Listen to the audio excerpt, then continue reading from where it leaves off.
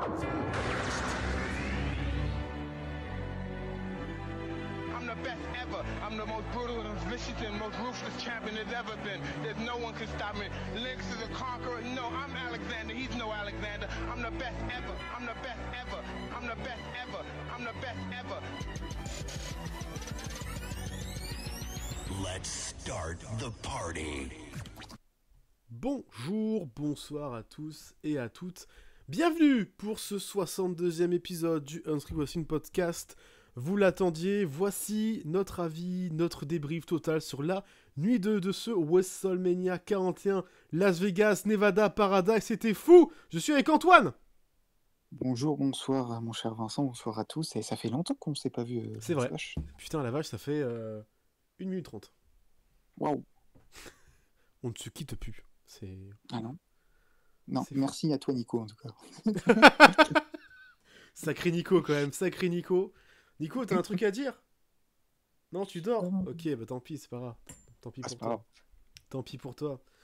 Bien, alors dans cette deuxième partie de WrestleMania et cette nuit 2, on va être un peu plus rapide. Je vais revenir sur les quelques news que j'ai pas parlé juste avant. Et comme ça, on attaquera directement Mania 41 Sunday. D'abord, j'avais envie de parler de Cope, enfin de Edge, puisqu'il y avait cet article que tu as pu voir. Vous vous rappelez Mania 39, Edge contre Finn Balor, NSL, tout ça. Eh oui. Eh ben, il faut savoir que Vince McMahon avait décidé que Finn Balor allait gagner. Démon, tout ça. Et puis Edge il fait non. Non, en fait, je ne veux pas perdre face à Finn Balor parce que, d'après lui, ça pourrait niquer l'histoire. Quelle histoire? Tu casses les couilles. Alors oui, à l'époque, le Judgment Day, tout ça, Balor t'avait entre guillemets viré du Judgment Day. Enfin, c'était Balor, Priest et Rhea qui t'avaient viré, blablabla, donc tu vas prendre ta revanche. Sauf que dans l'histoire, il y avait 6 mois d'histoire avec le Judgment Day. Ça faisait 6 mois que ça durait. Et donc du coup, Balor, qui devait gagner, se retrouve à devoir perdre. Sympa, quand on te dit « Ah, tu vas gagner !» Ah non, en fait, Edge, il a décidé que non, donc tu vas perdre. Voilà, donc c'était pour moi le point de non-retour avec Edge depuis son retour dans le catch. C'est que il veut pas mettre over les autres, et il veut surtout pas perdre les matchs. Donc voilà, à ce niveau-là, je lui ai dit d'aller bien se faire enculer. Il m'a pas écouté, donc bon. Voilà. Voilà, je voulais parler de Edge. C'est chose faite. Une petite news à drop, vite fait, enfin une petite news rumeur, hein, dirait, que le WrestleMania en Angleterre serait de plus en plus proche dans les papiers. Mhm. Il y avait cette news il y a quelques années, comme quoi on voulait. Là, Triple H et le corps, entre guillemets, administratif, le pensent de plus en plus de faire un WrestleMania, du coup, en Angleterre. Ça serait beaucoup plus du côté de Wembley, du coup, qui est l'un des seuls stades qui peut accueillir, en tout cas, la grandeur d'un WrestleMania, en termes de place, il me semble. C'est logique. Donc du coup voilà, c'est dans les papiers. Est-ce que ça arriverait prochainement? Est-ce que non? Est-ce que c'est encore un coup de pied dans l'eau, une balle perdue? Je ne sais pas. En tout cas, c'est dans les papiers. Petite information aussi, à l'heure où le pod sortira, ça ne sera plus d'actualité, mais j'espère en tout cas pour ceux qui auront été à la prévente que vous avez pu avoir vos places pour Clash in Paris, puisque les préventes VVE démarrent le 23 avril à 9h30, les préventes Paris La Défense le 24, et ensuite il y a les ventes globales, je crois, de Ticketmaster le vendredi. Donc voilà, si vous avez vu vos places, c'est cool. On verra pour moi et pour la bande de foufou, mais normalement, cette organisation est faite pour essayer d'avoir des places. Ça va être fou. On verra le prix. Hein. On verra aussi le prix. Le must serait de faire SmackDown à Lyon, Clash à Paris et l'Euro à Paris. Ça, c'est dans le meilleur des cas. Sinon, dans le pire des cas, ça regardera le show à la maison. Voilà, en fonction des prix, en fonction aussi de à quelle vitesse ça part. Bah bien sûr, c'est ça le problème, c'est que ça part vite. Quoi. Voilà, mais en tout cas, comparé à l'année dernière, je pense qu'ils ont fait ils se sont dit, on va faire plusieurs préventes parce que la dernière fois, on s'est fait enculer. Et on a frustré beaucoup de personnes. Parce que l'année dernière, les préventes VVE et LDLC Arena et Ticketmaster étaient en même temps. Donc ils avaient les mêmes stocks de tickets. Là, ils ont des stocks différents en fonction des sites, je pense. Parce sinon, ils ne feraient pas des préventes différées. Donc voilà, c'était la petite info qui nous aura plus d'actualité, puisque quand le pod sortira, vous aurez déjà certainement certaines places. Voilà. On n'a pas passé 40 minutes à parler de tout ça, on va pouvoir maintenant passer de Mania 41 Sunday.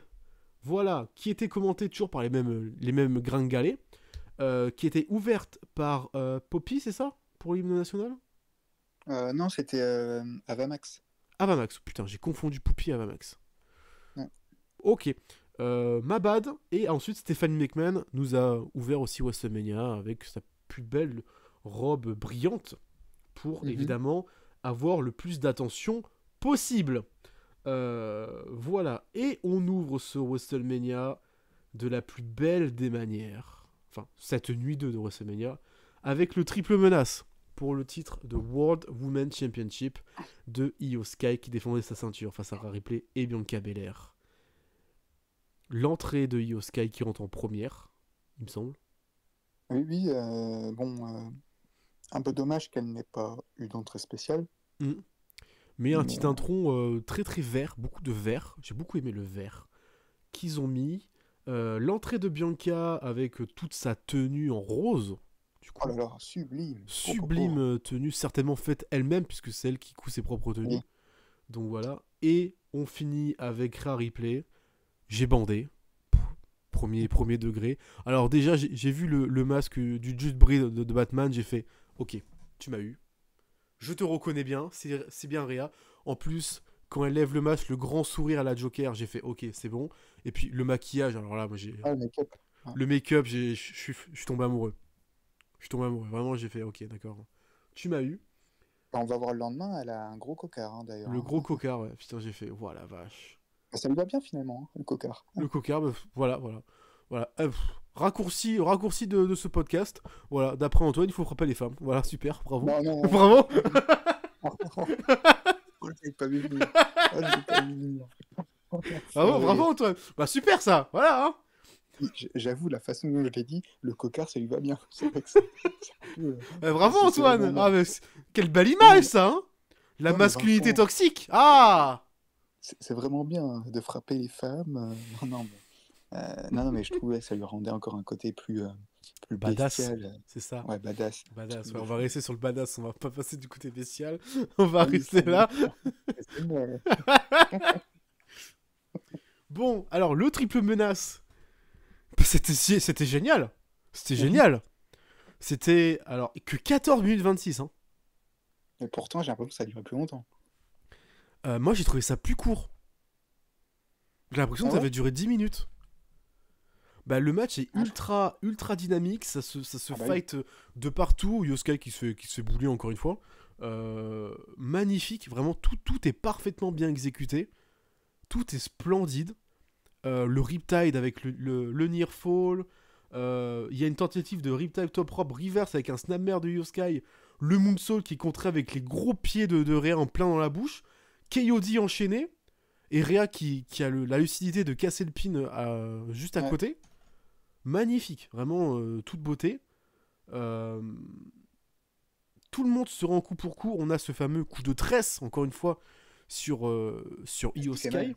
Qui fait toujours très très mal. KOD qui est tenté, Riptide qui est tenté, tout est tenté, enfin tout finalement le KOD qui passe sur Rhea Ripley. Elle tente le tomber, Moonsault de Io Sky qui était encore sur troisième corps qu'on avait un peu oublié, pour casser le tombé, pinfall sur Bianca Belair pour la victoire. Incroyable. Io Sky continue sa streak d'invincibilité en triple menace. Bianca perd sa streak à WrestleMania. 5 Mania et une défaite, malheureusement, pour 4 victoires. 4 ou 3, je sais plus. Bref. 4 victoires. Et en plus, j'ai beaucoup aimé quand Io Sky commence à chauffer la foule et que tout le monde fait du bruit. Et elle se prend un toss de Bianca Belair. Oui. Magnifique. Enfin, moi, j'ai plus vu un plaquage. Mais de toute beauté. Et ben, le match se finit parfaitement. C'est le bon gagnant sur celle qui prend le tombé, c'est parfait. franchement, là on démarre WrestleMania. Là c'est bien. Mais même le spot aussi dans le coin était trop bien, hein, où elle se prend la Yoskai le pod dans la gueule. Là. Ah ouais, non, ouais. Non, bravo à toutes les trois, vraiment. Ben voilà, c'est ça, un opener de Mania. Moi, j'ai adoré quand même Bianca, parce que c'est vrai que souvent sur la chaîne, on la critique. Mais là, elle était parfaite, je trouve, dans son rôle. Entre Ah, j'ai été un peu critique dans le match parce que sur le Pons, j'ai l'impression qu'elle met le bras autour de Yoskai. Et en fait, j'ai pas vu un Pons au début, j'ai plus vu un spear loupé, donc j'ai été un peu critique. Mais Bianca, encore une fois, une belle perf. Vraiment, à Mania, c'est vrai qu'elle fait quand même des perfs. elle fait bien. elle, Franchement, elle fait du elle bien. en a des maintenant, quand même. Hein, et puis, je trouve que son rôle, là, un peu de heal maintenant, qui commence à se former, elle n'est pas encore concrètement heal, hein, mais Non, elle est pas ça lui va vraiment bien. heal, elle est plus, je dirais, arrogante et, Oui, mais ça lui va et puis bien. plus en guerre d'ego avec Ben, c'est Rhea. ça. C'est plus une guerre Et, d'ego et, qu'un turn heal plutôt. et ça lui va bien dans son personnage, elle est très bien, en plus, ça colle bien dans son in-ring. Non, c'est parfait, sa tenue, vraiment, elle était magnifique, hein, parce que Bah, le truc, les roses et tout. c'est. Mais Je vais même. rebondir sur ce que tu disais sur le côté ça colle avec son personnage. Moi, c'est ce que je demande à Bianca depuis des années, c'est d'avoir un putain de turn heel ou être un catcheur gris tourné heel parce que son personnage, quand elle commence à faire un peu son arrogante et ses nana avec sa main, c'est un truc de heel alors qu'elle est face. En le faisant, c'est un peu débile quand elle est face. Oui. Mais si elle tourne entre guillemets un peu plus sur le côté égo et arrogant, ouais, ça fonctionne beaucoup mieux. Donc, en plus, elle se prend le pin, donc voilà. Non, bravo à toutes les trois, parce que vraiment, chacune des trois a eu son momentum. On y a cru pour toutes les trois aussi, hein. Il y avait du suspense, hein. Parce que Yoskai qui conserve, c'est quand même une petite surprise, hein. Oh, C'est trop bien pour voulais. elle. Je voulais. Je suis content. Ouais, bah, bien évidemment, moi aussi. Et parce que concrètement, dans la rivalité, on était un peu saoulés que Rhea, concrètement, elle s'est un petit peu incrustée dedans. Euh, et, euh, et finalement, bah, c'est trop bien en fait qu'elle Bah, elle soit a là. raison, hein. Bianca lui a coûté son rematch. Bah, je suis pas trop d'accord sur ça, sur le fait qu'en fait, elle a rien fait, elle était juste au bord du ring, Bianca. Oui, non, ce que je veux dire, c'est que Bianca lui a coûté. Enfin, là, c'est Rhea qui a fait la conne à se focus sur Ah oui, Bianca c'est ça. dans le match, mais ce que je veux dire, c'est dans le rematch, quand l'arbitre spécial, elle fait une Ah double oui, décompte, quoi. Double DQ. là, oui. Mais au départ, quand elle a commencé à casser les couilles, Oui, c'est finalement, Rhea voilà, quoi. qui s'occupe Mais, de ce qui lui regarde pas. mais non, c'est très une bonne idée d'avoir fait ce triple menace. Et puis bon, on verra pour la suite, hein. Bah vas-y, parlons de ce qui s'est passé le lendemain, hein. Le lendemain, du coup, Yoskai qui vient et puis qui parle, qui remercie. Oui, merci à tous de m'avoir supporté. Là, là, là, là. Elle se fait cut par Stephanie Wacker. Et je fais, oh la vache. Ok. Donc Stéphanie qui se pointe. Face off. La Plimella qui vient la challenger en disant bah, congratulations pour hier soir. Bon, elle prend pas cet accent-là, mais c'est pas grave. Ça est déplorable. Il est Oh, le salaud. déplorable, l'accent. Oh là là. Oh, le salaud. Et du coup, elle dit il faut être la meilleure des meilleures, donc je te challenge dans un match ce soir. Adam Pearce arrive. Il se fait huer. Il fait attendez, attendez. C'est une très bonne idée. Est-ce que vous le voulez vraiment? C'est parti. Allez, arbitre, que quelqu'un vienne. Il a même pas dit it's official. Là, j'aurais popé, Ah non. mais il l'a même pas Le dit. pauvre, Il a hésité. Il a eu il peur. s'est fait siffler pour rien quand même, hein. Ah, le pauvre. Il a fait oh, mais c'est bon, ça va, 2 minutes. Moi aussi, je veux kiffer. Attendez. Donc, du coup, le match, il est super bon. Mais, évidemment, ça finit en DQ parce que s'il n'y a pas une DQ dans un weekly, Triple H, il explose. Voilà, c'est la règle. Si un weekly n'y a pas de DQ, Triple H n'est plus de ce monde. Voilà, faut le savoir.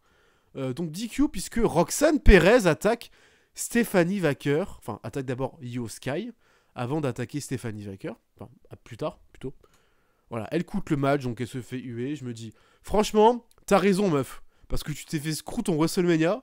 T'avais un spot avec Bayley, hein. Tu t'es fait screw, voilà. Donc t'as bien raison de couper ce match. Et du coup, Io Sky, elle comprend pas, elle fait mais qu'est-ce qui se passe et tout. Et là, Julia débarque. Tu fais oh putain. Donc là, moi directement, je me dis oh ils ont déjà call up. Oh le cauchemar. Et donc, du coup, il y a une alliance Julia et Roxanne Perez. Alors, c'est improbable. Qui s'attaque à Io Sky et Stephanie Waker. Bon, Roxanne qui intervient, c'est logique, puisque le lendemain, elle a son title shot face à Stephanie Waker. Puisque elle a pleuré, disant oui, j'étais dans le kick-off de Stanley. Déjà, c'est une honte d'avoir mis Roxanne Perez dans le countdown de Stanley Deliver. C'est une honte. Sûr. C'est une honte. L'année d'avant, elle était dans le main event en tant que championne. C'est une pure honte. Et donc, c'est juste pour teaser ça. Julia, je sais pas du tout. Est-ce qu'ils vont la garder à NXT encore un petit moment, ou est-ce que c'est le call-up direction Raw? Mais s'ils font le call-up direction Raw, le roster de Raw, il est stack. Ah bah oui. Il est stack de ouf. Et du coup, Rhea Ripley débarque, vient save Io Sky et déglingue Roxanne Perez qui se fait dégager. Face-off avec Julia, j'ai bandé. Et Julia décide de partir et de pas lui faire face. Io Sky se relève, Rhea Ripley lui donne sa ceinture en la gardant un peu, en lui disant je suis venu pour ça. Et elle repart. Très bien. Voilà. On build up la suite de la confrontation entre les deux. C'est pas fini. Il y a le facteur X, Roxanne, Julia, Stéphanie qui traînent. Intéressant. Très cool. Je trouve. Ouais, c'était cool. C'était bien. Le match en plus était sympa. C'est cool aussi d'amener Julia et Roxanne pour que Roxanne on l'avait déjà vu, mais même pour Julia. Après, j'ai envie de te dire, tout le monde était là, tout le monde était à Vegas, ils ont mis tout le monde, hein, ils ont fait. Oui, ils ont raison. Moi, j'aurais peut-être fait pareil. Comme ça, Julia se fait connaître du public. D'ailleurs, t'as mis combien en match au fait? On l'a même pas dit notre note. 4-1-4. 4-1-4, ben moi aussi, ouais, 4-25. Elle sera certainement l'un des meilleurs matchs féminins de l'année. Mais oui, non, c'est cool. Franchement, là, le côté féminin, ils ont géré. Ouais.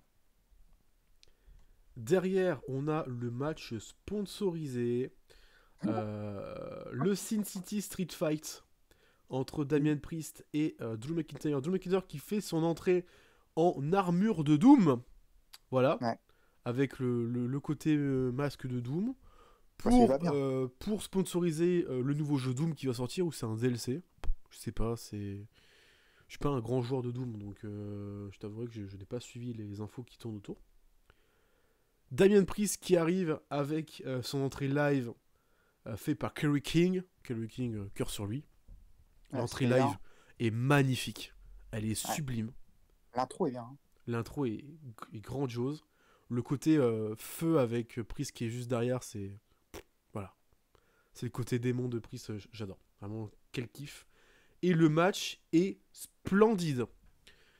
Je vais être tricash, encore une fois. Ce Sin City Street Fight a fusillé votre putain de match sans sanction. Voilà. Au Rumble? Oui. Enfin non, Chamber. Ah oui, pardon. Putain, le unsanctioned match de Chamber, il a été fusillé par ce Street Fight. Et encore, Street Fight, c'est censé être un match un peu plus léger, quoi. Ouais, mais là, il y avait beaucoup plus de rythme aussi. Oui, aussi. En effet. Donc, c'est pas une raison. Forcément, ça a duré quoi, 10 minutes 12 13. 54. 13. Mais le match est splendide. On a juste... Alors, je vais revenir sur... pendant tout le match, j'ai dit, oh, Damien Priest, il a joué à Touquet, parce qu'il appuie sur rond. Quand il envoie l'escalier dans la gueule de McIntyre, j'ai rigolé. J'ai fait, en vrai, c'est rigolo. Il a fait, chier. Allez, tiens, prends ça.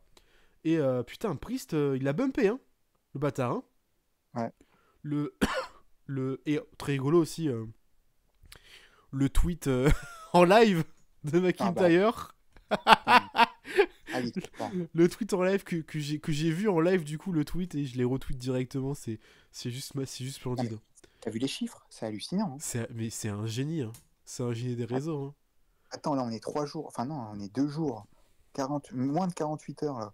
Après le tweet. Il est exactement à. Attends, je vais te dire ça là. Il est à 12 millions de vues. 12 millions de vues. 400 000 likes. 86 000 RT, quoi. C'est un truc de fou, quoi. C'est hallucinant. Et dire qu'il le book d'une façon très, très pittoresque. Non, mais là, attends. Avec le match qu'il a fait. Il l'a dominé, hein, Damien Priest. Hein, mais il lui a roulé dessus. Là, il est incroyable, là, Drew. Là, c'est la plus grosse version de Drew. Hein. Drew, il lui a roulé dessus. Vraiment. Bon, il se prend quand même une chaise dans la gueule, mais c'est Oui. pas grave. Il se prend un chercheur dans la gueule, c'est pas grave, il fait un claymore kick quand même.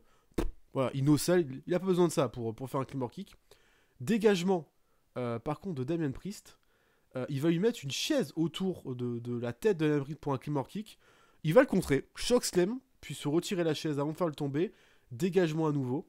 Il va placer une table au centre du ring pour porter ce White Noise reverse en Razor Edge de la seconde corde directement à travers sa table. Drew se dégage. Je m'attendais à ce que ça s'arrête là, pour le coup. Mais ça me fait plaisir que ça se dégage. Damien qui va placer l'escalier pour lui faire un Soul of Heaven renversé avec le dent des yeux et le futur choc d'Unity sur l'escalier. Mais ça ne s'arrête pas là, puisqu'il y a un dégagement derrière. Et là, gros bump. Priest en position du old school. Drew le pousse. Il passe à travers les deux tables qui étaient en contrebas, qu'il avait placé plus tôt dans le combat pendant qu'il était en train de faire son tweet. Il ramène Damien dans le ring. Il place Damien contre la chaise que Damien avait placée dans le coin. Claymore kick contre cette chaise. Énorme. Le claquement, L'impact. il est mortel. Et ensuite, le compte de 3. Victoire. Match ultra violent, ultra divertissant. Très content de voir Drew qui prend une grosse victoire. Et derrière, là j'ai vu la news il y a quelques heures, que Damien avait du mal à respirer après le match. Ouais. Parce que je pense qu'il y a un coup au niveau du bas du Oui. dos qui a dû couper la respiration. Bah, quand il est passé sur les tables, à mon avis. Ouais, je pense, hein. Mais putain, le match, il est banger. Non, mais c'est Incroyable. un super match. Bah, c'est un street fight respecté. Ouais, très clairement. Et en plus, moi, perso, tu vois, tu m'as dit 13 minutes, j'aurais cru que c'était 9 minutes. Hein. Ça a passé vite. Hein. Waouh! Ah ouais, non, c'était rapide. Mais Hein. là, ça fait trop plaisir pour Drew, là, parce que Drew, ça y est, là, c'est un monstre, là, les gars. Drew, parce que même pendant la route de Mania, c'était un monstre aussi. Hein. En weekly, bon, tu vas me dire, oui, en fait, bien non, parce qu'il a perdu contre Jimmy Uso. Donc bon. Mais il avait battu, en triple menace, je sais plus c'était qui, LA Knight, je crois, ou je sais plus où, et Jimmy Uso. Enfin, là, Drew, il est hyper bien construit maintenant. Et bah, qu'il aille chercher. Bah oui, comment on va faire du coup? Parce que John Cena, il est à Raw, et Jey Uso, il est à Raw pour les titres. Comment on fait là? Non, John Cena, il est partout. Ah oui, c'est vrai, il est partout. Ouais. John Cena, il est annoncé les prochaines dates que pour des SmackDown. C'est bizarre parce que concrètement, Jey Uso, il devrait être à Raw. À SmackDown, pardon. Parce que vu qu'il a pris le titre de Gunther qui est à SmackDown, tu vois, Donc Gunther était à Raw. bah, il avait été transféré à SmackDown, Gunther. Non. Non Non, il a Ah jamais ouais. été transféré à SmackDown. Ah putain, je croyais, tu vois. Non, Ok. non, c'était une apparition spéciale. Ouais, bah, du coup, ouais, ok, finalement, c'est logique. Bah, avoir les pour Drew, hein, parce que c'est vrai qu'il est un peu Non, il n'a bloqué. pas, il a pas été transféré à SmackDown. Il était juste signé pour une apparition spéciale. Pour build-up un truc, je sais plus quoi. Mais sinon, non, Cena, il est entre guillemets, les dates sont faites pour qu'il soit pas dans tous les SmackDown, mais dans une grande partie des SmackDown. Bah, la route de Backlash, la route jusqu'à Money in the Bank, il est là. Et en juillet, il apparaît pas trop par contre. Mais comment pour Damien Priest, bon, c'est une défaite comme qui fait un peu mal parce qu'il s'est quand même fait dominer, mais il a quand même une entrée de fou. Bah, surtout que Priest, il pourra faire un bon rebond à SmackDown. Bien évidemment, mais voilà. Il aura un bon rebond. C'est pas en gros entre guillemets cette défaite en Street Fight qui va la ralentir. Il va avoir un petit rebond derrière. Mais Drew, il est un peu bloqué parce que quand il pense il a affronté Punk, bon, c'est fini. Le titre, il va pas aller chercher John Cena. Hein. Donc, bah après, il pourrait continuer sa vendetta contre la Bloodline. Jacob est devenu champion US. Oui, ok. Ouais, mais ok. Mais Drew champion US, ça m'intéresse pas. Bah, moi non plus. On Ça veut qu'il m'intéresse prenne pas. son titre, quoi, World. Oui, j'aimerais le voir champion du monde, mais Mais après, entre guillemets, l'histoire qu'il avait avec la Blue Line n'est pas finie. Parce qu'elle a été mise en pause. Hein. Elle a été cancel. Est-ce que c'est pas un match qui veut signifier que... C'est quoi ça? C'est un match de main eventer de Mania 42. Non? Ouais, ça peut. Hein. Un peu ça, hein, quand même, aussi, la signification. Hein. C'est que peut-être, ouais, là, pendant les 3 jusqu'à SummerSlam, il va pas avoir grand-chose. Mais que, putain, lui, on s'en souviendra de sa perf. Et que... Après, je sais pas c'est quoi qui pourrait le faire main eventer, quoi. Parce qu'il a main eventé Mania contre Lesnar. Bon, c'était sous Covid. Mais... Sous Covid grâce au Rumble. Ensuite, l'année d'après, il était champion. Ça serait bien qu'il décroche la ceinture, comme ça effacerait le fait qu'il a été le champion Covid, quoi. Oui, c'est ça. Parce que, et puis il a été champion pendant 1 minute face à Presqu'île, qui a Cashin en plus l'année dernière. Ouais. Mais voilà. Ouais. Je sais pas où ça pourrait aller, tout ça. À voir, en tout cas. À voir SmackDown cette semaine, encore une fois, pour voir les retombées de l'after. Ouais. Moi, j'ai mis 4,25 celui-là, encore une fois. Ouais, moi j'ai mis 4. Ouais, 4, ouais, okay. C'était bien. Eh bien écoute, pour l'instant, on bouffe du bon catch, et bien on va continuer avec le titre intercontinental dans un Fatal 4-Way. Magnifique combat, encore une fois, j'ai l'impression que je répète ça depuis 3 matchs. La tenue full verte de Penta, le Power Ranger, voilà, sublime entrée, grosse pop. Dominique, j'ai rigolé, il a pas réussi à retirer son masque. Ils se moquaient de lui, les commentateurs. J'ai rigolé, et après il a quand même souri, il a fait ouais, bon, ok, d'accord. Magnifique, très content d'Homme, vraiment la classe à l'état pur. Magnifique. Balor qui a perdu tout aura avec sa cagoule jaune, on va appeler Banana. Ah ouais, tu trouves? Ah, j'ai pas aimé. Enfin, à un moment donné, quand tu as l'aura du démon, quand tu as l'aura de la veste en cuir, avec les guns et avec un regard bien heal, et là, il est juste en petite veste pas trop chaude, et sa cagoule jaune, là, j'ai pas... Non, parce que j'ai rebondi sur ça, parce que c'est sûr qu'il a un peu moins d'aura avec ce truc jaune. Mais putain, les abdos qu'il a. Enfin, je veux dire... Ah, mais il est fit de ouf. Et surtout, ça me fait plaisir, c'est que ça fait depuis quelques semaines qu'il refait ses débuts d'entrée avec la musique, avec les bras en l'air, puis les guns. Oui. Qui rappelle quand il était le heel de NXT. Ça me fait plaisir à revoir ça. Après, je vais pas trop me lancer. Mais, ce qui s'est passé à Raw m'intéresse aussi, parce que je me dis, ouais, il y a de la rancœur, et je pense que le Judgment Day is not fine. Voilà. Ah bah non. Is not fine. Mais Finn Balor, il a quoi, 42 ans? Je crois qu'il a 45. Ah ouais, non mais, tu te rends compte les abdos qu'il a, là? C'est hallucinant, hein. Parce que... 43. 43, tu vois. 43. Quand il est arrivé chez WWE, il avait absolument pas ces abdos-là. Hein. Il avait des abdos parce que... alors, il faut savoir que tu as en face de toi un grand fan de Finn Balor. Mm-hmm. Bon, ça, tu le sais quand même depuis des années. Mm-hmm. Sa période New Japan, il était aussi caisse que là actuellement. Ah ouais, vraiment? Ah ouais, j'ai revu des matchs de 2011, il est archi caisse. Le souci, c'est que il n'a pas la même morphologie et musculature que maintenant.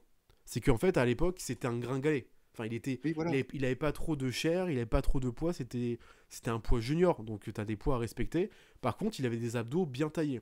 Quand il est arrivé à NXT, il les a un peu perdus parce qu'il a pris un peu aussi en gras. Enfin, il fallait qu'il bouffe un peu plus, parce que WWE, il voulait que ce soit plus stock. Il se blesse, malheureusement, pour le titre universal, à cause de sa corpulence. Le bras qui se pète, bon, la prise est mal portée, il la réceptionne mal, et aussi parce qu'il est trop gringalé. Et ensuite, tu vois qu'il prend de la viande, il prend du muscle.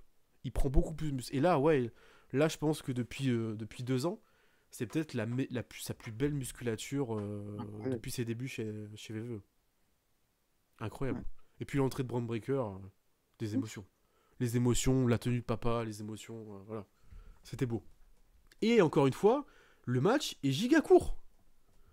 10 minutes 30, mais par contre, quel bordel! Qu'est-ce que c'était bien! Le topé Conilo sur le Judgment Day de Penta et Bron Breakker qui saute par-dessus le Judgment Day pour sauter sur Penta. C'est exceptionnel. Ce mec est une machine à tuer. C'est juste magnifique. Et Breaker, par contre, pendant 10 minutes, il domine tout le monde. Il surclasse tout le monde. Et vas-y que je te fais un Alabama Slam. Et vas-y que je te fais un Military Press, Moonsault par-dessus. Et vas-y que je te fais mon Rana, comme d'habitude. Masterclass sur masterclass. Vraiment, il y a une double souplex sur Brent Breaker. Pas grave. Il fait une double suplex au Judgment Day tout seul. Il a besoin de personne. Voilà. Le mec est trop fort. En plus, il porte les deux. Il les maintient en l'air et il les fait... Magnifique. Voilà. C'est juste magnifique. Et puis t'as Carlito qui se pointe. Et alors là, moi je me dis, ah, là c'est le divertissement. Là on va s'amuser un peu. Il y a Carlito qui se pointe. Qui vient casser le tombé du Penta Driver sur Finn Balor. Non, ça c'est cassé par Braun Breaker. Carlito, il fait chuter Braun Breaker pendant son run-in, donc il l'a énervé. Roll-up de Dominic, mais near fall. Puis Canadian Destroyer de Penta sur Dom. Mais Carlito tire Penta pour casser le tombé. Et là Carlito, il commence à prendre Penta pour le mettre sur la table. Et tu le vois venir. Il se retourne. Il voit Braun Breaker, il fait oh fuck. Et il se prend un énorme spear, table contre table. Et j'ai fait oh là là, l'assassinat. Carlito est mort. C'est ce que j'ai mis. Hein. Carlito mort. Point. Moi, il est mort déjà depuis 2 semaines. Hein, mais Carlito, moi, c'est le divertissement. Il me régale. Il est fort. Il me régale. Quand il se prend la hache de combat de. Parce que, je suis désolé, mais le spear de Breaker sur Carlito, le premier, c'est juste. Il le tue, quoi. Ah bah oui. Et la semaine d'après, où la musique de Breaker se lance et puis il se retourne et il fuit. Alors, ça, c'est le divertissement. C'est le divertissement. Donc, Carlito est mort. Derrière, Spear sur Penta parce qu'il a encore pris de la vitesse que Braun Breaker est imbattable. Dom. Ensuite, Balor il se relève. Dom qui place Balor. Alors, ça, c'est aussi le divertissement. Qui place Balor en 619. Il porte le 619. Balor le contre. Il lui fait qu'est-ce que tu fais là? Il lui fait une balayette et il le piétine. il le bully. Vraiment, c'était exceptionnel. Je me suis passé l'action en boucle derrière. J'ai fait, mais cette action, c'est un gif à part entière. C'était magnifique. Dom, à un moment donné, se retrouve sur la 3ème pour porter son Frog Splash quand il a fait le 619 sur Penta. Ou sur Braun Breaker plutôt. Non, sur Penta. Balor le fait chuter. Derrière, il enchaîne sur Penta avec son Sling Blade, son Shotgun Dropkick, le coup de grâce. Et lors du pin, Frog Splash de Dom qui casse le tombé. Et il fait le pin sur Finn Balor. Le compte de 3, nouveau champion. La cloche sonne et je me dis, putain, ils l'ont fait. Ils l'ont fait. Ils ont donné le titre intercontinental à Dominic pour le lien et la ref à Eddie Guerrero. Putain, ils l'ont fait. Putain, c'est beau. C'est beau le catch. C'est ça le catch. Énorme catch. Dynamique. C'était trop bien. Et puis, putain, quelle pop! C'est ça qui est fou. La vache, la pop de ouf qu'il a pendant 5 minutes. Balor, il a le seum, il est dégoûté. Dom, il se casse. Et 2 minutes après, il retourne dans le ring pour se refaire une ovation. La vache! Qu'est-ce que c'était bien! Ah, c'était régalade parce qu'il n'y a pas eu un temps mort. C'était même un peu court finalement. On aurait bien voulu en prendre même encore 2-3 minutes. Ah, mais tellement. Mais non, bravo à Ucat, Penta régalé, Braun, Finn aussi. Et Dominique, c'est magnifique pour l'histoire. C'est mérité parce que ça fait quand même des années maintenant qu'il régale. Et la finish est géniale, quoi. La séquence, elle est incroyable. Hein.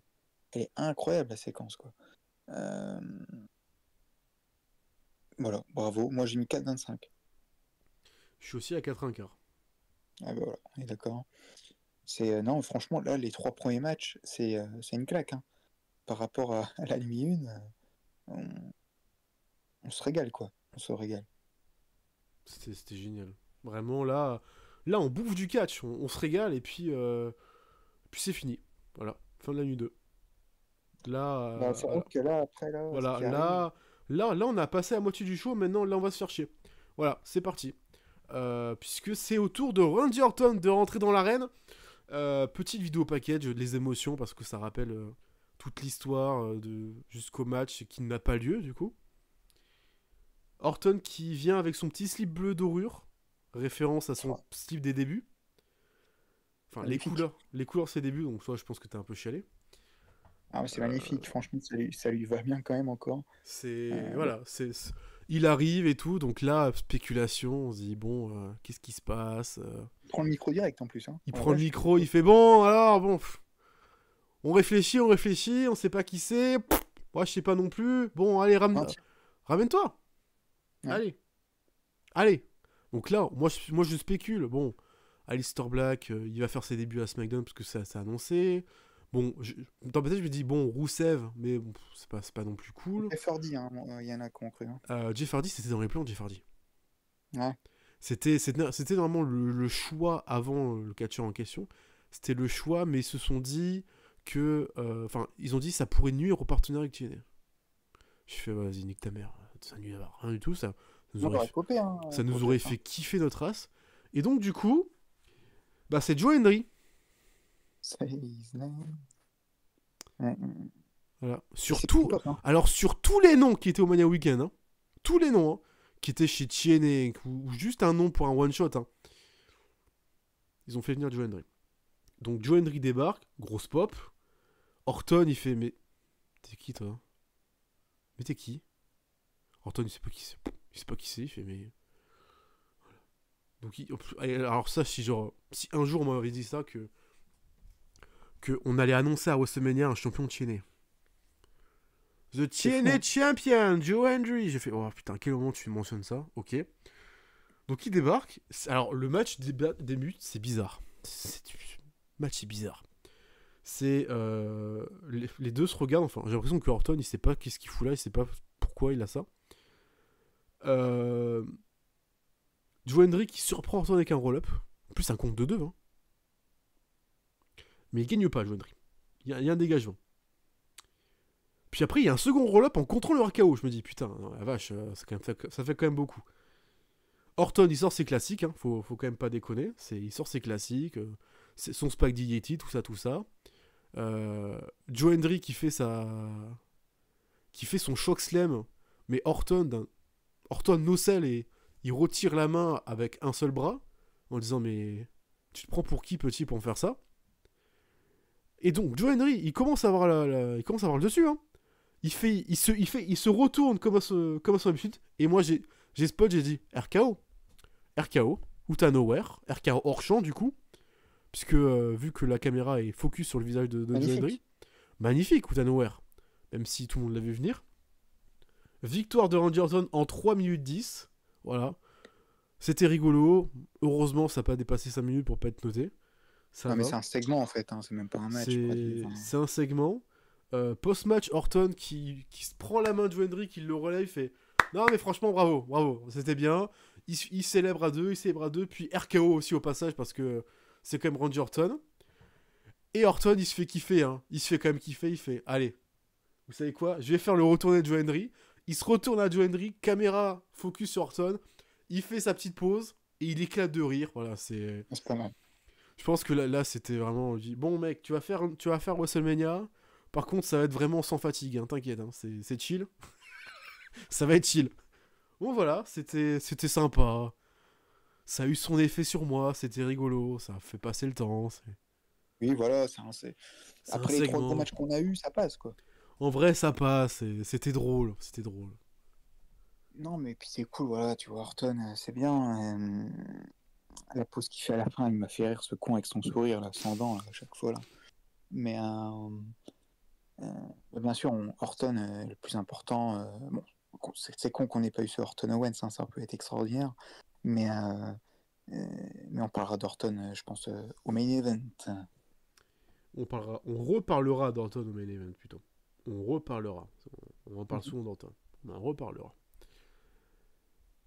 Ensuite, on passe à la suite avec, je vais l'annoncer, ma déception de ce Mania Weekend.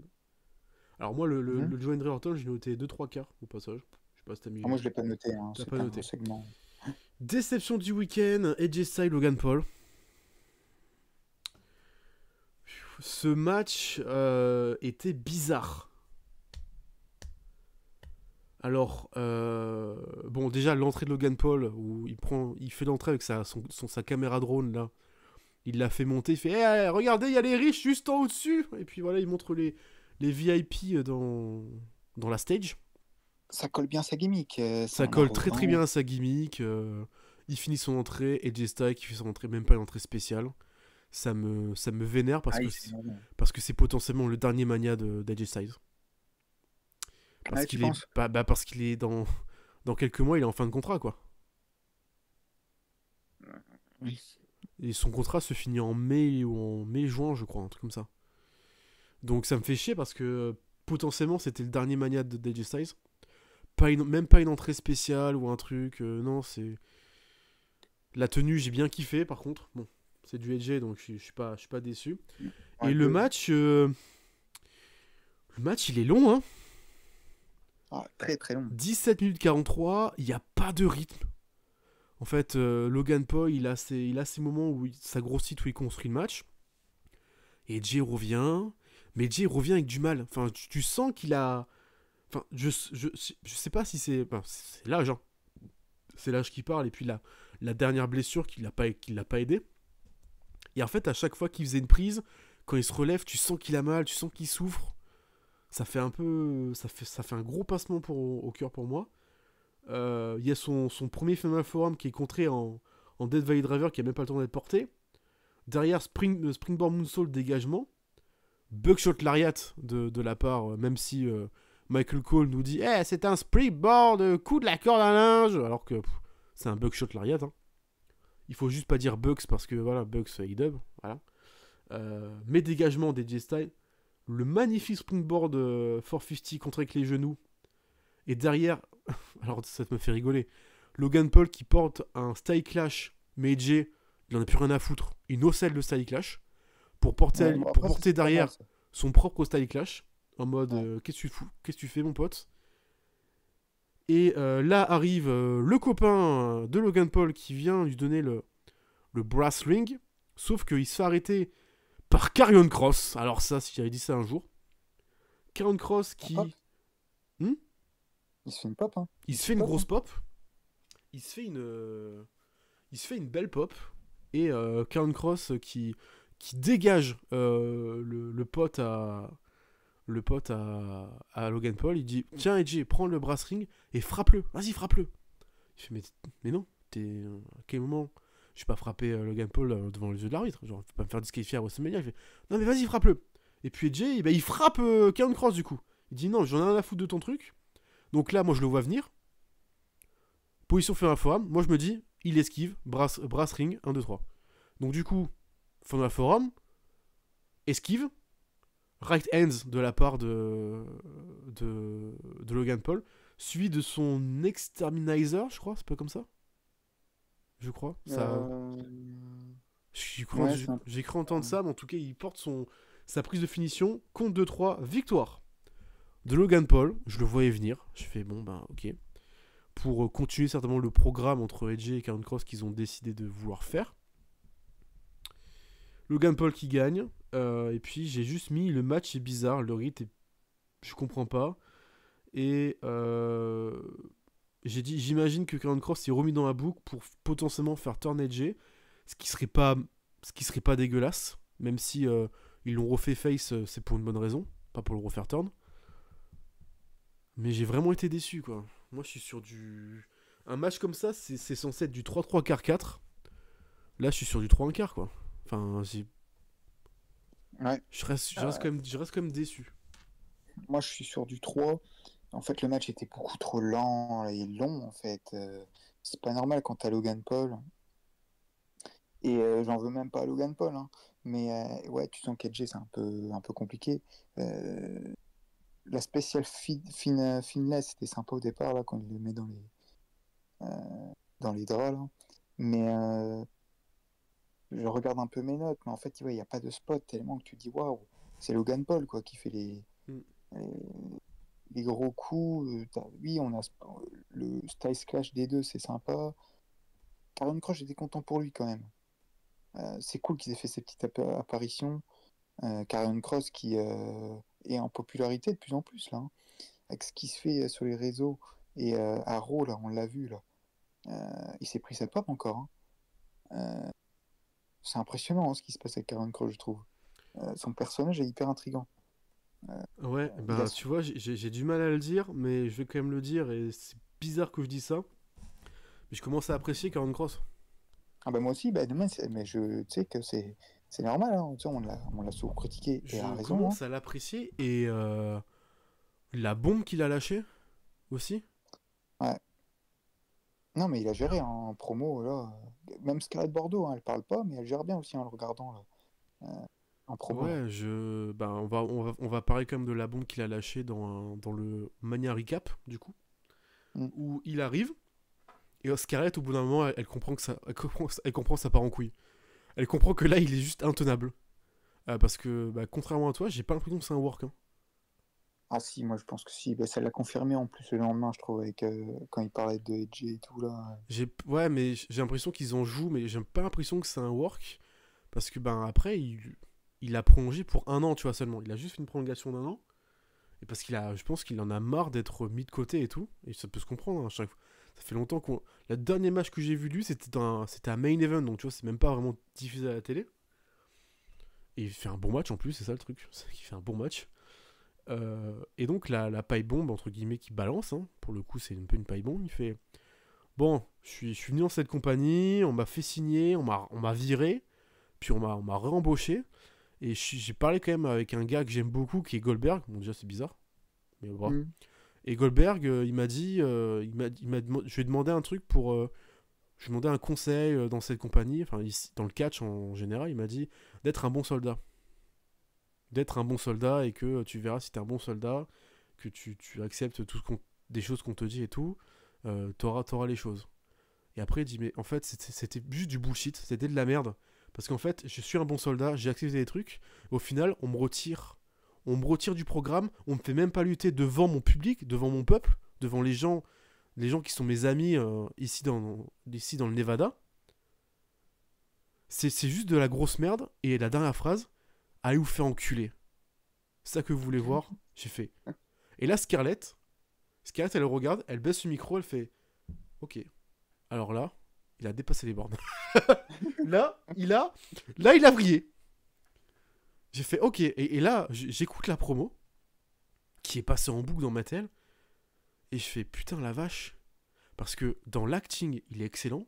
Dans la colère, on sent que c'est une vraie colère. Et juste le go fuck yourself à la fin. En plus, à côté, t'as les deux ploucs qui réagissent pas parce que ils savent pas ce qu'ils sont en train de dire actuellement. Ils se disent c'était prévu ou pas comment on fait? Ah mais oui, c'est bien joué sur ça parce que c'est vrai qu'il y a beaucoup d'interrogations. Et Mais le lendemain, je trouve que l'interaction avec Edge qui pète un griffe, fait mais tu vas me lâcher, putain! Vraiment, c'est. D'ailleurs, AJ est un peu con, je trouve, hein, parce que finalement, Karrion Cross lui donne de l'aide et finalement dans le match à Mania là, contre Logan Paul, bah, il vient l'aider. Il vient justement l'empêcher le gars de lui donner le coup de poing américain. Oui, mais Edge est un face débile. Oui, bah ouais, c'est ça le problème quoi. Voilà, c'est le face débile, donc il a pas besoin de Karrion Cross pour s'aider. Pour aider, il peut le faire tout seul, sauf qu'il s'est fait baiser. Et j'ai bien aimé aussi l'interview exclusive post-mania de Logan Paul. En disant oui, Karrion Cross a un peu déstabilisé Jay Styles, du coup, il vous a aidé à gagner. Quoi? Comment ça? Bah, Karrion Cross? Non, mais j'ai gagné. Oui, voilà, j'ai gagné. J'ai pas tué Jay Styles à WrestleMania. Voilà. Ils sont bat les couilles de. Ça, c'est pas mes affaires, Karrion Cross qui a aidé et tout. J'ai gagné. J'ai fait, oh putain, oh espèce d'enculé, t'es un but de ta personne. Je t'aime pas, Logan Paul. Sache-le, t'es un bon catcheur, mais je t'aime pas, hein. Vraiment. Ah bah oui, mais après, Logan Paul non plus, moi je l'aime pas, mais c'est vrai qu'on peut pas nier, il est très très fort dans son personnage, hein. Il joue vraiment. Bon, après, c'est un connard aussi dans la vie, donc voilà, mais. Ah oui, j'avais oublié de mentionner aussi ce qu'avait dit Karrion Cross, qui est, je pense, un gros pic à Logan Paul et à ce que est devenu la V maintenant. Il avait aussi balancé dans la promo, et c'est là où je me suis dit, oula, là, j'ai peur que ce soit pas du work. Où il dit, de toute façon, maintenant, pour être sur une carte, faut être viral, faut faire des trucs. Ah oui. Voilà, juste être viral. Pas être un bon catcheur ou avoir un bon talent in-ring, ou avoir une bonne promo. Non, faut juste être viral. Avec Travis ça- Scott en plus. Et ça, c'est du bullshit. Et là, c'est un gros pic à Travis Scott, Logan Paul et tous les clips viraux qui misent à fond dessus. Et là, pour le coup, Karrion Kross, tu peux pas lui dire qu'il a pas tort. Là, il a totalement raison. Tu fais oui. L'aveu sous Triple H est devenu juste viral. Voilà, c'est... Et ça a été prouvé au Raw, hein, quand ils t'ont dit WrestleMania 41 a dépassé tous les records. Plus de 41 milliards de vues sur les réseaux sociaux. Mais on en a rien à foutre que ça a fait 41 milliards de vues sur les réseaux sociaux. T'as pondu un Mania de merde. On s'en fout que ça fasse 41 milliards sur les réseaux. On s'en bat les couilles. Après, concrètement, je pense quand même que c'est pas le pire des manias. J'ai vu qu'il y en a beaucoup qui ont dit c'est le pire des manias. Les gars, j'ai vu des pires manias que ça quand même. Ouais. Après, on parlera du main event. Après, tu l'as vécu, mais à 35, c'était vraiment pas bon, quoi. Non, mais comment Vince, le 35, rappelle-toi des réactions. Là, on y est, là, 6 ans après. Mais rappelle-toi, qu'on avait fait la review, on a tous dit que c'était un putain de show. On avait kiffé. On avait mis des bonnes notes, etc. Toi encore plus, puisque c'était en direct. Bah, oui, moi encore plus. Mais vous, je m'en souviens, je crois qu'il y avait, à l'époque, c'était, il y avait des guests, et puis un autre, on avait kiffé. Après, c'est sûr que 6 ans après, quand tu le revois, oui, tu te dis, bah, en fait, non, c'était compliqué. Mais à l'époque, on avait tous dit que c'était hyper bien. C'est comme le Mania. Quel Mania c'était Mania 37. Je m'en souviens, on avait dit aussi que c'était pas mal. On avait kiffé. Voilà, bon, écoute. Moi, je pense que c'est quand même pas l'un des pires Mania, mais il est dans la dernière tier list, quoi. C'est compliqué, quoi. Parce que quand même, il y a combien de matchs à plus de 4 étoiles là, qu'on a fait là, sur les 2 nuits? Il y en a 5, 6? Ouais. Combien de fois il y a pas beaucoup de Mania où il y a 5 ou 6 matchs à 4 étoiles. Hein. Donc bon, voilà quoi. Après, on a l'un des meilleurs main events de l'histoire de Mania quand même. Hein. Et l'un des pires, voire le pire en fait même. Tu vois? On a les deux, ouais. Bah c'est ça. Donc bon bah voilà quoi. Mais moi déçu quand même la fin aussi du match de Edge et Logan. La fin elle est un peu voilà quoi, sans saveur quoi. Enfin bref. Passons ensuite à l'escroquerie de la soirée. Les titres féminins par équipe. Donc on se remet dans le contexte. Bayley s'est fait attaquer lors du kick-off de la nuit 1. Adam Pearce a regardé dans les yeux de la Valkyria et lui a dit « T'as 24 heures pour trouver une partenaire. » Alors déjà, t'aurais pu cancel le match pour mettre le TLC pour le titre par équipe, mais bon, j'ai l'impression que personne m'écoute dans ce monde. Vraiment. Donc, le match est maintenu. Et t'apprends que Bayley a été retiré de Mania par raison créative. Et donc là, moi, j'explose. Parce que je me dis, donc, on a build-up un Bayley Roxanne Perez. Pendant des semaines. On te la build à NXT, à Raw, à SmackDown. Tout était construit pour aller à Mania. On te le cancel. L'histoire se finit sans réelle explication. D'un coup, il n'y a plus d'histoire. Enfin, les deux apparaissent plus côte à côte. Il n'y a même pas ce single match entre Bayley et Roxanne Perez. Il n'y a rien du tout.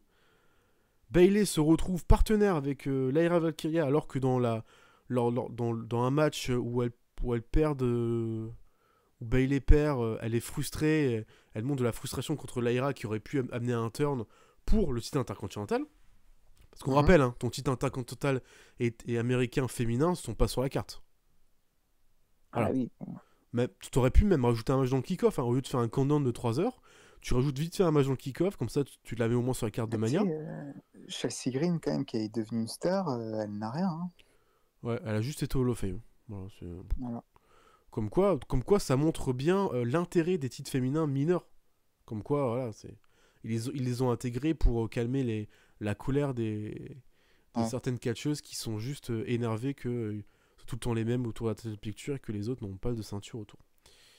Et donc du coup, Liv Morgan et Raquel font leur entrée dans le ring, dans l'arène, magnifique, hein, Liv Morgan comme d'habitude, qui attire les regards, et qui attire la couleur de Zoé Stark. Non, mais l'abuse là, Zoé. Hein, Bon, Zoé, elle avait commencé sur la photo de Ripley, très belle photo, hein, très... voilà. Mais je pense que Zoé est piste. Zoé Stark et Shayna Baszler, je pense qu'elles vont se faire tège avant la fin de l'année. Hein. Parce que les deux sont pistes sur les réseaux, elles apparaissent plus depuis le licenciement de Sonya Deville, elles sont un peu énervées de ne pas être dans les plans, donc on ne la fasse pas apparaître, et les seules fois où on les voit c'est à Main Event et elles perdent. Donc voilà, pour te dire que elles sont très vénères. Mais ça peut être dans le personnage aussi, hein. Zoé Stark, Zoé Stark avant tout c'est comme une fan de catch, hein. C'est une meuf qui adore ce qu'elle fait, et son rêve était d'être dans la compagnie de catch et de faire WrestleMania, tu vois, enfin, comme tout le monde j'ai envie de te dire. Mais et puis là qu'elle apparaisse plus d'un coup, ça peut être énervant, c'est frustrant. Et donc du coup Lyra arrive avec sa tenue de pigeon là, du coup, et donc là moi je m'attends à tout, hein. Je m'attends à ce qu'il y ait personne. Je m'attends à ce que ce soit Lita, Trish Stratus, tu vois, une légende. Je me dis, bon, tant qu'à faire, ou même, j'étais en train de réfléchir, s'il y avait des potes à l'ERA, s'il y avait des copines dans le business. Ah ouais? Tu t'attendais pas à Becky? Non, pas du tout. Parce que pour moi, Becky avait arrêté le catch. Ah oui, ok. Pour Ouais, moi, elle était off, surtout que j'avais vu l'interview avant, comme quoi elle voulait pas du tout revenir dans le catch, comme quoi c'était fini. Donc pour moi, je pensais pas du tout à Becky. Je me dis, alors Alba, c'est une pote à l'ARA, mais elle a été repackage. Ayla Dawn s'est fait virer. Qui ça peut être? Et donc là, Becky débarque. Je suis, ah putain, c'est vrai, j'avais oublié celle-là. Mais pour moi, elle avait arrêté le catch. Donc c'est une Irlandaise, c'est la pote de Lyra. oui, bah etc. oui. Bon, ça va pas empêcher de péter la gueule le lendemain, mais bon. Voilà. Oui. Du coup, Becky arrive. Liv, dépitée. Ouais. Elle fait. Ah, The Bee, on va perdre les ceintures. Voilà, c'était sa réaction, c'est bon, on a perdu les ceintures. Le match, 8 minutes 38, et c'était tout ce qu'il fallait, hein, puisque de toute façon, il n'y avait pas trop d'intérêt. Raquel dans le match n'a servi à rien. Le match était très simple, c'était Becky Lynch contre Liv Morgan, viens que je te pète la gueule. Et au final, Becky porte un peu double slam sur Liv Morgan, fait le pin sur Liv Morgan. Bam, voilà, victoire, nouvelle championne. Oui, bon, bah le match, il n'y a rien à dire. Je veux dire, c'est même Liv qui C'est un 3. a plutôt bien géré, mais. Ah ouais, moi j'ai mis 2,5. Mais. Non, mais après, Rien de c'est mauvais, pas c'est correct, c'est passable, ça n'a pas sa place, c'est le retour de Becky. Moi ça m'énerve pour Bayley parce que Bayley se fait dégager pour Becky. Bah oui. Ça m'énerve au plus haut point ça. Mais après, c'est peut-être pour lancer Becky contre Bayley, donc peut-être que voilà. Oui, peut-être. Tu vois, on verra bien, mais. D'ailleurs, à un moment donné, Wade Barrett, pendant le match au début, il dit ouais, peut-être que. How rusty she is. Est-ce qu'elle est rouillée ou pas, Becky Lynch? Il a osé le dire. Mais, Il a raison, hein. T'as vu, elle est arrivée en Adidas. Ouais. Même pas des petites bottines même pas des petites bottines, elle a oublié là, mais des vieilles baskets. On dirait que c'était le choix de dernière minute, j'ai l'impression. Moi, ça m'a un peu niqué le truc parce que moi, on l'avait vu, elle a posté sur les réseaux qu'elle était en backstage lors de la victoire de Rollins. Alors, tu vas me dire, c'est sa fan, donc concrètement, elle peut être là, mais quand tu sais que Lyra, en plus, c'est la pote de Lyra, et qu'elle cherche un partenaire le lendemain, et que Becky était dans les backstage. Ah, j'avais même pas fait le lien, tu vois, parce que je me suis dit, Ah ouais? Becky, elle suit un peu Rollins de temps en temps donc lors des gros événements. Là, c'est WrestleMania à Las Vegas, elle va venir avec sa fille et tout, donc ça m'étonne pas, tu vois. Moi, j'étais pas choqué de la voir contente pour Rollins. Parce que c'est sa femme, qu'elle est en bon terme, et puis voilà, donc... Du coup, bon, bah voilà, quoi. Bon, elle ça, tourne le lendemain. tout ça pour ramener au rematch le lendemain, donc je me suis dit, putain, il y a un rematch. Donc ils ont vraiment envie de rush le programme, parce que faut pas oublier, hein, il y a Gigi Dolin et Tatum Paxley qui ont remporté leur contender match, et qui ont leur match à NXT, donc du coup ce soir, là, puisque à l'heure où on tourne, ça se passe ce soir. Ils ont leur match de championnat, avec Gigi Dolin et Tatum, attention, là C'est le haut level hein, de la division par équipe. Hein, le haut level. Hein. Dis-toi que ces deux poufias, elles ont quand même pin Roxanne Perez et Cora Jade. Hein. Elles ont quand même pin la meilleure équipe de toutes. C'est la meilleure, hein, écoute. S'ils ont pin, c'est la meilleure. Putain de merde. Ah vache. Et du coup, le match à Raw, il pue la merde. Je veux pas être méchant, hein, mais il est mauvais. Enfin, il est mauvais. Il est meilleur que celui de Mania, excusez-moi. Raquel en fait un peu plus, c'est cool. Liv Morgan y croit, pour une fois, comparé à Mania, cette fois elle y croit. Et donc, vers la fin, Lyra qui pousse Raquel, qui tombe sur Becky à l'extérieur du ring. Alors ça, c'est grotesque, vraiment. Et derrière, Liv Morgan qui plante son springboard, son rebound facebuster. Pour le compte de 3, je me dis, il y a un turn. C'était obligé. Et donc du coup, Becky qui est dégoûtée d'avoir perdu les ceintures, qui relève Lyra, puis qui l'attaque dans le dos et qui la boulie clairement, la déglingue. Pendant 5 bonnes minutes, elle la déglingue, Paul Double Slam, 3 fois d'affilée. Enfin, Paul Double.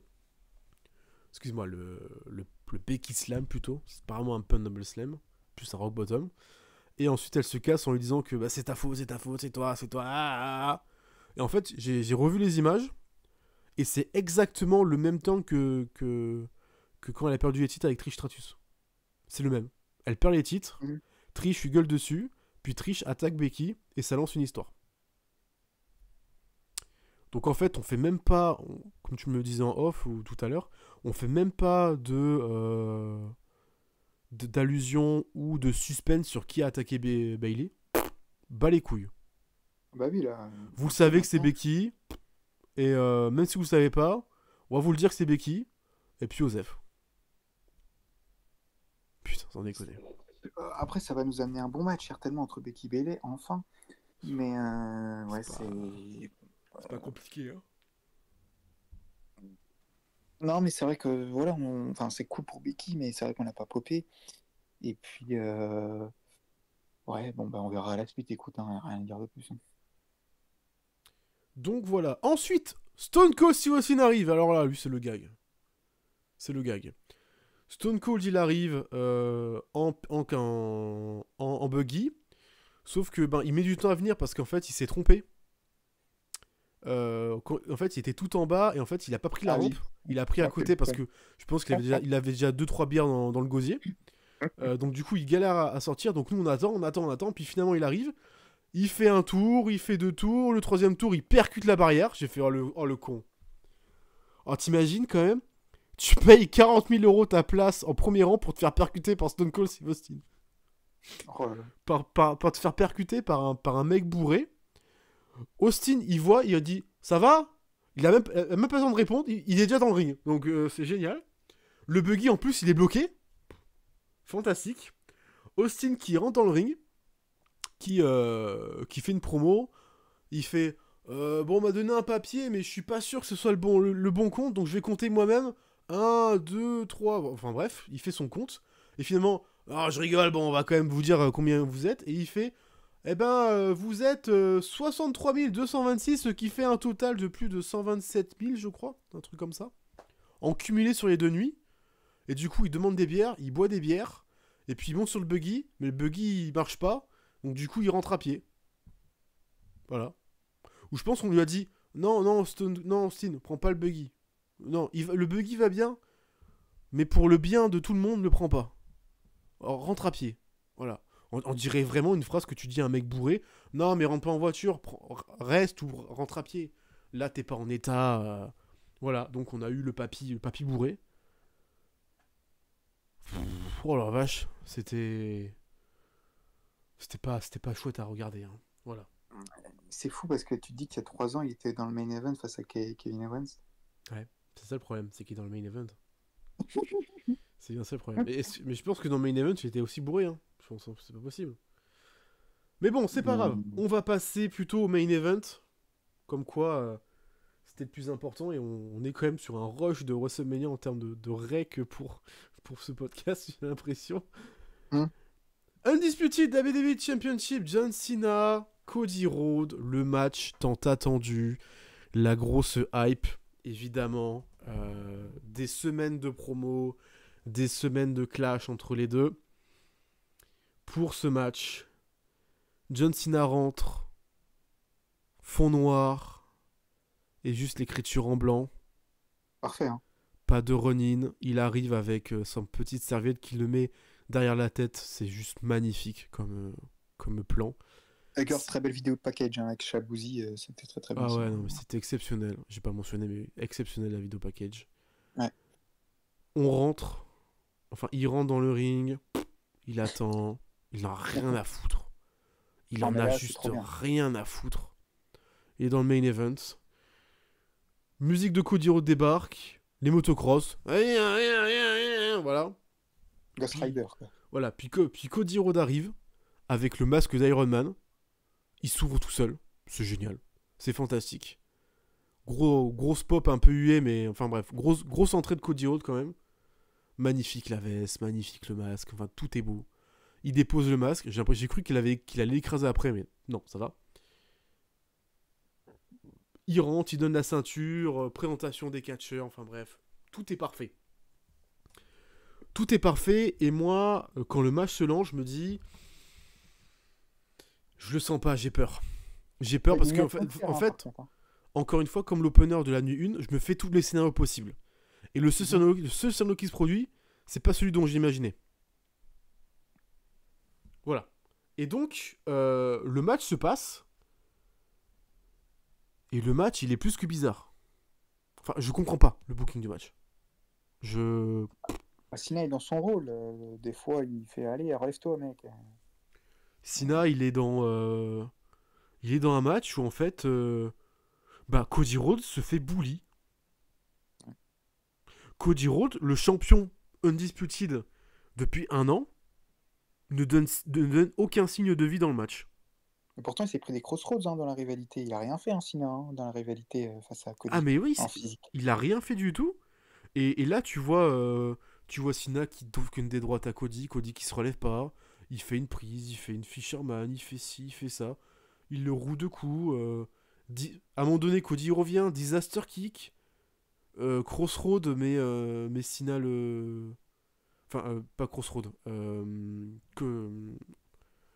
Le Cody Cutter, mais Cena il se tourne vers la fin, ce qui fait que la prise est un peu moche. Dégagement, Bionic Elbow, reverse en STF. Alors Cody attends, Cena qui parle, j'en peux plus. Hein. Cena, arrête. Hein. On te voit parler. Je le voyais qui parlait à Cody pour les prises. C'est Cena. Hein. Cache-toi, bah ouais. Mais c'est Cena. Ah mais je pense que là, maintenant qu'il est il en a plus rien à foutre, il va le montrer à tout le monde qui parle. Hein. Oh putain, il va niquer tout l'enfoiré. Mais c'est ce qu'il a dit. Hein. Il va niquer le catch qu'on connaît. Enfin, bref. J'en parlerai après, de toute façon, de ce qu'il avait dit dans le Pat McAfee Show, qui est juste exceptionnel. Bionic Elbow, reverse en STF. Ensuite, il le change en AA, dégagement. Puis ensuite, il refait un STF. Il continue son STF et tout. Enfin, mais il l'emmène après sur second corps. Super AA, il a le second corps. Là, le match, ça fait 10 minutes où je vois Cody se faire rouler dessus. Et je vois Cena faire un AA de la deuxième corde. Je fais, c'est fini. Dégagement de Cody Rhodes. Je fais, mais c'est quoi ce match? Il t'a claqué un énorme finish qui a fini souvent des combats. Non, ok. Cody commence à le contrer. Cody se relève, il fait, putain, bon, c'est pas trop tôt, peut-être qu'il va retourner un peu. Cody cutter une seconde fois. Dégagement. Crossroad.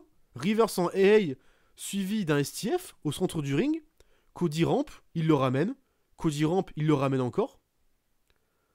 Ensuite, il arrive quand même à se dégager et il pousse, entre guillemets, il pousse Cena sur l'arbitre. Ref bump. Oh là là, quelle surprise! Donc voilà, crossroad, mais il n'y a plus d'arbitre. Il relève Cena qui avait retiré une protection de coin et qui jette Cody contre cette protection de coin, puis frappe à nouveau son visage contre cette même protection de coin qui était retirée. Hey, évidemment, c'est à ce moment-là que Chad Payton, notre arbitre, se relève et dit « Oh, j'ai vu la lumière, je suis de retour. » Le compte de 1, le compte de 2 et le dégagement de Cody Rhodes. Je me dis, putain, ça fait quand même beaucoup, là. Ça fait quand même beaucoup. L'arbitre est par terre, hein. Il est combien en capoute. Et là, Travis Scott débarque. Parce qu'on n'avait pas encore entendu assez son thème song du week-end. Donc, il arrive pour nous remettre une couche de musique. Je me dis donc, Travis Scott arrive en plein match. L'arbitre est debout, en plein match. Ok. Bon, peut-être que le Rock va venir après. Ou quelqu'un va venir aider Cody Rhodes. Travis Scott arrive et prend tout son temps. Il face off, enfin il monte sur la prône. Cena qui demande à Travis Scott de frapper Cody Rhodes devant l'arbitre. Bon, tout va bien. Tout va bien, vraiment. C'est génial. Du coup, Travis Scott, il arrive pas puisque Cody se dégage. Et puis, il fait chuter Travis Scott. Derrière, Crossroad sur Cena. Le tomber, mais t'inquiète, Shai Payton se place d'une façon pour que Travis Scott le tire à la perfection. Parce qu'il s'est quand même dit, je vais quand même me mettre à la moitié du camp en dehors du ring, au cas où Travis Scott ne sait pas me tirer et qu'il manque de force. Donc finalement, il se fait tirer et Payton il fait, oh là là, mon dieu, Travis Scott, bouh, gros méchant, ouh, donc voilà. Là, Cody il est énervé, il fait, bon vas-y Travis, ramène ton gros cul, je vais te péter à la gueule. Travis, il saute par une sortie de corde, grosse pop, fait, allez, voilà, donc moi j'étais aussi à peu près comme ça. Il essaye de gifler Cody, mais c'est pas un catcheur, donc il fait semblant. Cody le bloque, puis il le frappe, et Crossroad. Ensuite, Cena il est derrière avec la ceinture. Il est prêt à le frapper. Cody Rhodes se retourne, Cena il fait non, mais je voulais pas, non, promis, je voulais pas. Très mauvais acteur, au passage en tant que méchant. Cody récupère la ceinture. Il hésite énormément, il fait non, je peux pas. Oh, il fait le bébé, tiens. Oh, je peux pas le faire ça sur mon idole. Enfin, Cody le con, voilà, Cody le retour du con. Cena, aucune pitié, low blow. Suivi d'un bel shot dans la gueule. Chad revient, encore. Notre grand Chad Payton. Compte de 1, compte de 2, compte de 3. Fin du match. Normal. Fin du match. Il relâche la jambe. On a 17e titre affiché sur la stage. Des pyros.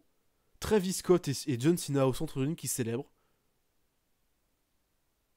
Et ça a duré 25 minutes 03. Et là, le main event de WrestleMania se finit comme ça. Même pas une scène post-show, rien du tout. Et là, je me dis, on prend pour un con, en fait. On prend pour un giga con. Alors, j'avais imaginé tous les scénarios. Hein. Et quand je te dis tous les scénarios, c'était tous les scénarios. Le scénario que Cody se prenne un bel shot suivi d'un double A. Je me dis au moins ça, tu vois, pour le finir. Je m'attendais au ref bump, donc ça va. Je m'attendais à ce que Travis Scott le gifle et que derrière il y a un AA, donc en 2v1 et puis il est tout seul. Je m'attendais à ce que The Rock vienne pour faire un rock bottom à Cody Rhodes et dire à l'arbitre si tu sonnes la cloche, t'es viré. Tu vois, vraiment pour le côté puissant de l'autorité. Et que Cena gagne comme ça en 3v1. J'avais même imaginé, là j'étais parti loin, que The Rock vienne avec Travis Scott. Parce que Cena n'arrive pas à gagner. Qui rentre dans le ring, qui turn sur Cena en disant t'es pas capable de le gagner, j'aurais jamais dû te proposer ça. Et que Cody prenne la victoire et que Cody turn à Mania. J'ai imaginé ça. J'avais aussi imaginé le fait que le turn de Cena à Chamber, c'était trop tôt. Et qu'il fallait le faire à Mania. Pour le côté encore plus impactant. Et là, Hunter, il aurait été content. Son côté viral était respecté. Mais je m'attendais pas à ce que, déjà, il y ait à peu près 5 double A dans le match. Que le double A de la deuxième corde ne finisse pas le combat. Et surtout que le final soit juste un low blow et un bel shot. Après, Vince, s'ils auraient terminé sur le double, le super AA, je vais pas te mentir, ça aurait été encore, je trouve que ça aurait été encore pratiquement plus une blague. Ça aurait été pas un squash, mais je veux dire, ça aurait duré. Non, mais le double A de deuxième corde, qu'il arrive en fin de match, que le match continue, mais qu'il arrive plus tard. Voilà, qu'ils auraient dû faire ça. Mais je trouve qu'il arrive trop tôt, le double A. Ouais, non, il est beaucoup trop tôt. Et donc, du coup, là, je me dis, mais j'ai assisté à quoi, là? J'ai l'impression d'avoir vu un match de flemmard. Cody qui est construit sur 3 ans. il revient, il bat Rollins, il fait une trilogie face à Rollins, il gagne le Rumble, il échoue, il se reconstruit, il gagne le Rumble, il finit son histoire, il fait une année splendide en tant que champion, tout ça pour se faire humilier par John Cena en 25 minutes. Voilà, Ouais. John Cena qui a juste ruiné le catch et qui devient Alors, 17 fois champion du monde. Bravo, oui bravo, bravo, c'est bien hein. Pour l'histoire et tout, c'est génial, c'est super hein. Mais vous en faites quoi de de toute vos façon, constructions? Le build-up à long terme, vous en faites quoi? Non, ça sert à rien le build-up à long terme. Non, ça sert à rien, c'est... Pourquoi? non, mais moi, je l'avoue que j'étais dégoûté du catch hein, après ce main event parce que, comme tu le dis, on s'est investi dans Cody. On s'est investi et ça fait 1 an qu'il est champion et qu'il fait un très bon règne. Et même si beaucoup s'attendaient à ce qu'il perde, Moi le euh, premier, hein. Je te l'avais dit, oui, Cena gagne, hein. moi, tu vois, vraiment, moi, je m'attendais pas à ça. Moi, je m'attendais que Cody allait conserver, mais moi, pourquoi pas. À la limite, tu vois, je pouvais comprendre que Cena gagne. Mais pas de cette façon-là, c'est impossible.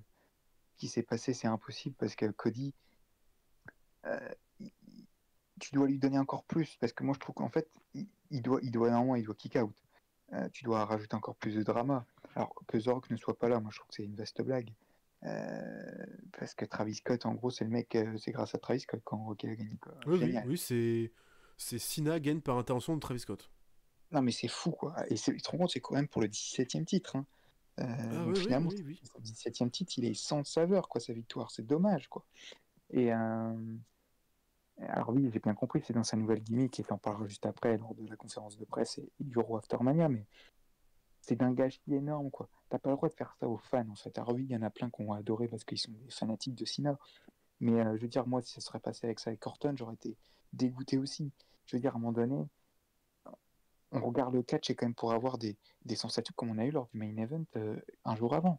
Là, putain, mais c'est honteux pour Cody, quoi. Cody, c'est un gogol. Là, le fait que... vraiment, moi, j'ai pété un câble devant mon écran, là. Quand, oh non, je peux pas te taper avec la ceinture, je suis un gentil. Putain, on se croit les inconnus, quoi, qui font Bioman, quoi. Je suis un méchant, je suis un gentil. Je veux dire, les gars, on est où, là? C'est ridicule, là. On n'a pas 12 ans d'âge mental, les spectateurs. Ah, Cody non plus. Bah, c'est surtout que, en fait, comme tu m'as dit, on est investi depuis 3 ans autour de Cody Rhodes. Bah Et en ouais. fait, on a tellement vu de trucs avec Cody que là, juste me dire qu'il s'est pris 5 A avec un super A et un bel shot, c'est suffisant pour battre Cody Rhodes. On rappelle que Cody Rhodes, pendant 2 ans, il était en 6v1. 6v1 quand même. Hein. Bah Il était en oui. 6v1. Lors du premier, lors du Mania 39, il se fait baiser par Solo Sikoa. Parce que c'est la famille et tout, ok. Et le deuxième, il se retrouve quand même dans une action en 3v1 avec Jimmy et Solo. Il se fait aider, certes, mais d'un côté, genre, je veux bien comprendre que ton match avec Cena, c'est prévu depuis 1 an, blablabla, bla. Mais du coup, pourquoi il a aidé Cody Rhodes? Pourquoi il y a 1 an, il a aidé Cody Rhodes, il a face off The Rock pour finalement rejoindre The Rock après? Enfin, il y a plein de questions encore que je me pose et que je pense que j'aurai jamais les réponses.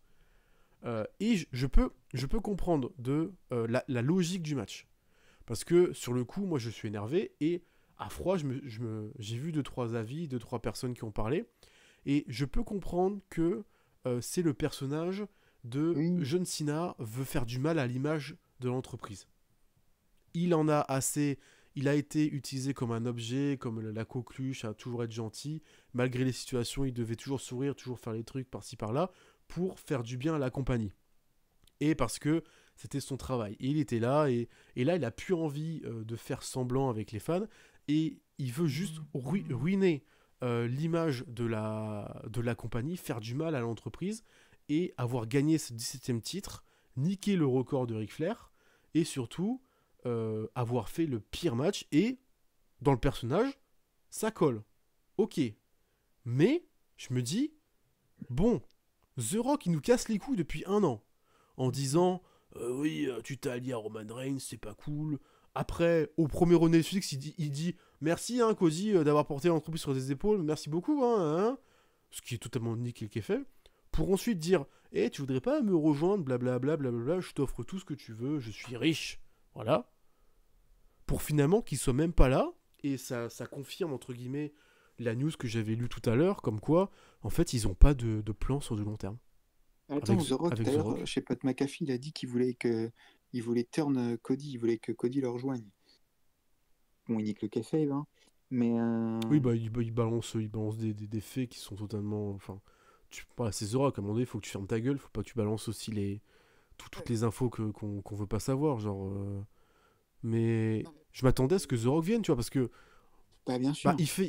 Travis Scott vend son âme au rock. Cena vend son âme au rock.